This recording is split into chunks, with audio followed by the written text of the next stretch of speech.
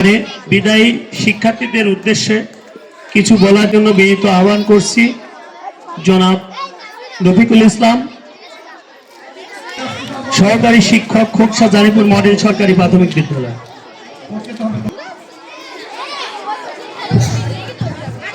আসসালামু আলাইকুম। আজকে চেয়ারে তাড়াতাড়ি একটা কথা হবে না, শুধু বসে শুনতে হবে। নমস্কার, আমার নাম শুভ শর্মা। আমি পঞ্চম শ্রেণীতে পড়ি। দীর্ঘ 6 বছর আমরা এই বিদ্যালয়ে পড়ছি। আমার স্যাররা, ম্যামরা সবাই অনেক ভালো। আমরা যেভাবে বিদায় নিয়েছি সেভাবে বিদায় স্যাররা আমাদের দেখছে। কষ্টও লাগছে, অনেক কষ্ট লাগছে, অনেক আনন্দও লাগছে। এই বলে আমি আমার বক্তব্য। তোমার স্যারেরা আছে, আমাদের স্যারেরা আছে, সবাই কোনো কথা হবে না, যার যার চেয়ারে শেষে কোনো কথা হবে না। আমার দিকে খেয়াল, কনসেপশনটা আমার দিকে। যাই হোক, আজ অত্যন্ত আসসালামু আলাইকুম। আমার নাম তামান্না খাতুন। আমি পঞ্চম শ্রেণীর একজন খোকসা জানিপুর মডেল সরকারি প্রাথমিক বিদ্যালয়ে। আমি দীর্ঘ 6টি বছর পরে আমাদের আজ বিদায়ের দিন। একদিকে আমাদের বিদায়ের আনন্দ, আরেকদিকে আমাদের বিদায়ের কষ্ট। খুবই খারাপ লাগছে। দুঃখের সাথে বলতে হচ্ছে, আসলে বিদায় 3টা ক্যাটাগরিতে হয়। একটা হচ্ছে চির বিদায়, এই পৃথিবীর থেকে চলে যাওয়া। আর একটা আছে, এটা তোমাদের জন্য শুধু বিদায় না, আমার আনন্দেরও বটে। এটা একটা প্রমোশন জনিত বিদায়। কারণ এই 6 বছর মেয়াদে আমাদের প্রাথমিক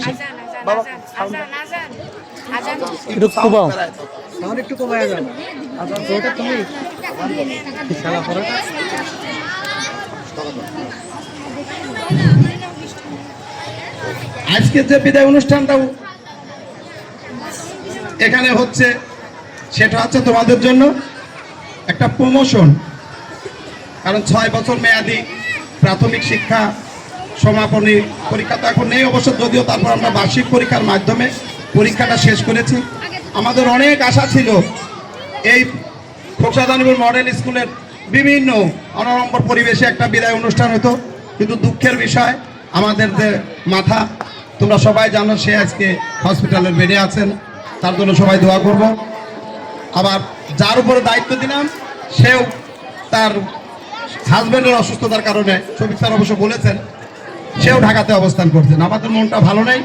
পরিশেষে আমি তোমাদের কাছে শুধু বলতে চাচ্ছি, বিদায় মানেই বিদায় নয়, বিদায় মানেই বিদায় নয়। যারা আমরা 6টা বছর ধরে তোমাদেরকে একদম ছোট্ট থেকে নিজের ছেলে মেয়ের মতো করে মানুষ করেছি, এই কথাটা সারা জীবন মনে থাকবে আমাদের। তোমরা কত দুষ্টামি করেছো, এবং তোমরা জানো, আমি বলছি কথা বলা যাবে না, কিন্তু কথা শুনতে হবে। সেটা হচ্ছে যে সব সময় বিচার করতে হয়েছে আমাকে। এখানে দুষ্টামি করছে, এখানে দুষ্টামি, যে জায়গায় যে শাখায়, প্রত্যেকটা জায়গায় মানছি। এখন শেষ পর্যন্ত এই পর্যন্ত আসতে পেরেছি, এই জন্য আল্লাহর কাছে অনেক শুকরিয়া। তোমাদের কাছে শুধু বলবো, এখান থেকে যা শিখে গেলে, এবং তোমার উদ্দেশ্য থাকবে, ফলো থাকতে হবে। হোয়াটসঅ্যাপ বলছে ফলো না থাকলে কিছুই হবে না। তুমি যদি বাজারে যেতে চাও, ট্রান্সপোর্ট না পেলেও তুমি হেঁটে যেতে পারবা, কিন্তু তোমার উদ্দেশ্য থাকতে হবে যে আমি ওইখানে পৌঁছাবো। তুমি যদি মনে করো যে আমি মানুষ হব, তাহলে তোমাকে কেউ আটকায় রাখতে পারবে না। আমরা তো ভালো হতে চাই নাকি? যাই হোক, আমাদের স্কুল নাম খোকসা জানিপুর মডেল সরকারি প্রাথমিক বিদ্যালয়।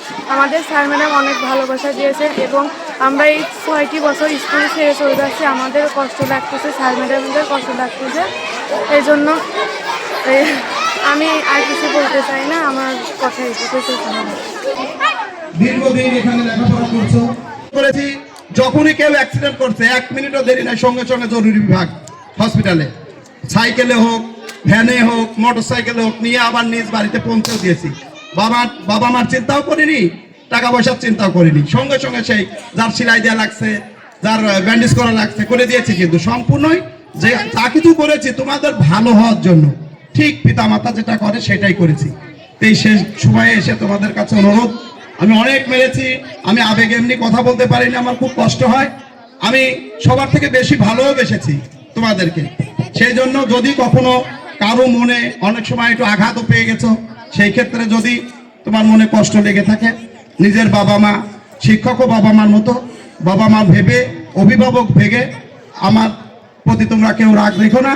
আমাদের জন্য দোয়া থাকবে, দোয়া করি তোমরা মানুষের মতো মানুষ হও এবং সেই সাথে তোমার কাঙ্ক্ষিত লক্ষ্যে পৌঁছে যাও। এই আশাবাদ ব্যক্ত করে সবার সুস্বাস্থ্য কামনা করে, দীর্ঘায়ু কামনা করে আমি আমার কথা শেষ করছি। আসসালামু আলাইকুম ওয়া রাহমাতুল্লাহি ওয়া বারাকাতুহু।